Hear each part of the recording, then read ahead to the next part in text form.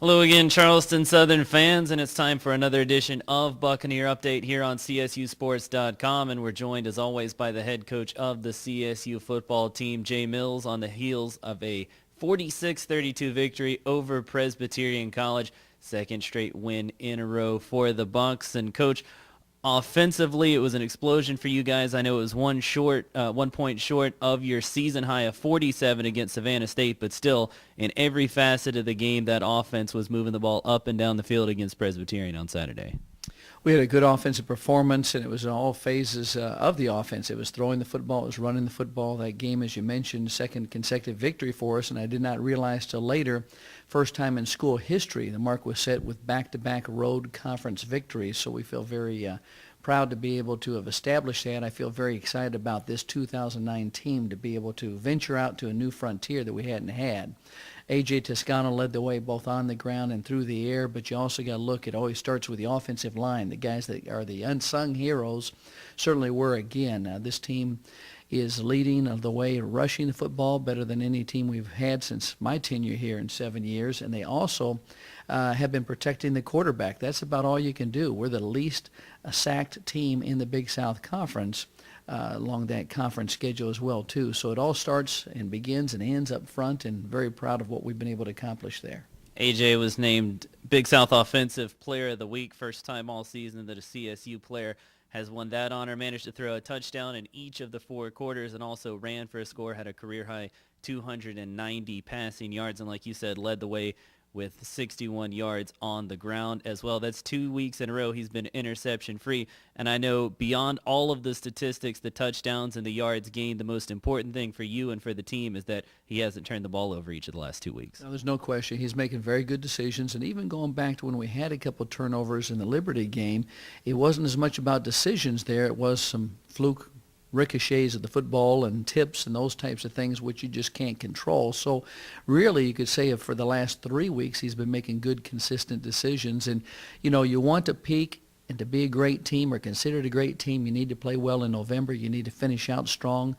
We've had a tradition of doing that, and it looks like it's continuing on again. You've been the coach here for 7 years now, and with 2 games left in the season, you've already set a program record with you as the head coach for rushing yards in a season, topped the 1,400-yard mark against Presbyterian. That's a great honor for your team.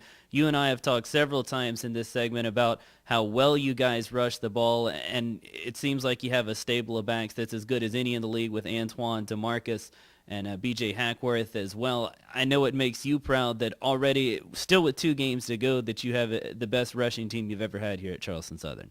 Well, there's no question about it. It adds something to the dimension of things as well, too. I really believe it not only helps out your team on Saturdays and helps out the pass game, but it helps out your defense as well, too, in practice purposes when you're going against good people of that nature and they're doing well. And you're right, the running back core, we said we had more bullets in the gun than we've ever had before, and then you add to the mix Gerald Stevenson's carries that he gets and A.J. Toscano, the rushes that he gets, and you definitely have some people that they really can't lock down on, and you can also have a better tendency to stay healthier when you can divide and conquer. You mentioned Gerald on the ground through the air. He caught 10 passes, got in the end zone 10 times. It seemed like he was the target on more offensive plays than he had been in weeks past. Was that an effort that the coaching staff made to get the ball into his hands more, or did he simply do a better job than in past weeks of finding open spots against the Blue Hose defense? Well, we always look to get the ball in his hands, so I don't think we've game planned or schemed anything differently along the way. It's just sometimes the defense that you play, what they're doing lends itself to more opportunities of things occurring. So the fact that he caught that many passes, I was actually quite surprised after the game when I heard what some of the statistics were in that. But we always try to put him in a position where he's a primary receiver in the progression, and it really just depends on what the defense does and depends on the decisions that we make as well, too. We haven't even talked about what our defense did against Presbyterian, a program record, 4 interceptions, all in the first half. The biggest blow was Antoine Harvey's 100-yard touchdown on the very first drive of the game as Presbyterian was trying to take the lead. It seemed like you guys bent, but you didn't break against Presbyterian. You were backed up quite a bit and managed to come away with the interceptions when you needed them. So many things I can say to compliment our defense, our defensive staff, and one of them is, we've talked about to be recognized as a great team, which we have a desire to do. We need to goal line stand. We've had those twice now in the last 2 weeks in both victories. We've needed to have a 2-minute offense stop, and we got that this past week as well too. Sudden change that occurred when we mishandled a punt, the defense was able to hold them to a field goal. That's what you got to be able to do as well too. And so those things that we need to do, we're doing with more consistency than we've ever done before. The other thing is we're playing on their side of the line of scrimmage. 7 tackles for loss, 5 sacks along the way, and then those turnovers, as you've mentioned, those things all go together to really help out. And the last thing I'd mention, too, is we have, and everybody's banged up this time of year, there's no question about it, but we actually had 3 offensive players record tackles as defensive players this past week's game. So Kason Wharton and Terrell Foote and Tyrese Harris all went over to contribute on defense. I'm just so proud of our young men and the character that they show and the selflessness and the leadership that they show, whether it's offense, defense, or special teams. How can we help the team? And that unity is what's been a mark of Charleston Southern football and is what's led to those close victories. It's character. Let's wrap things up. Looking ahead to next week's opponent, Stony Brook.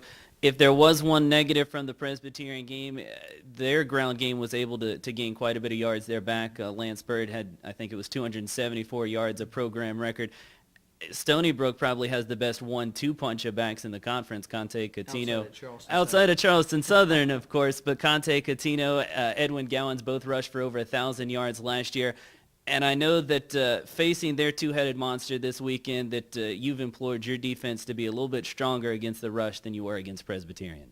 Well, we hope, first of all, that we might have a couple individuals back, but it seems like to be a trade-off or even Steven. We're losing a couple guys with some bumps and bruises, getting a couple guys back. So our coaches do a great job coaching up who's able to play, and our young men always give it everything that they have. They just play with such tremendous heart. But you're right, we have tremendous respect for Stony Brook, an outstanding football team.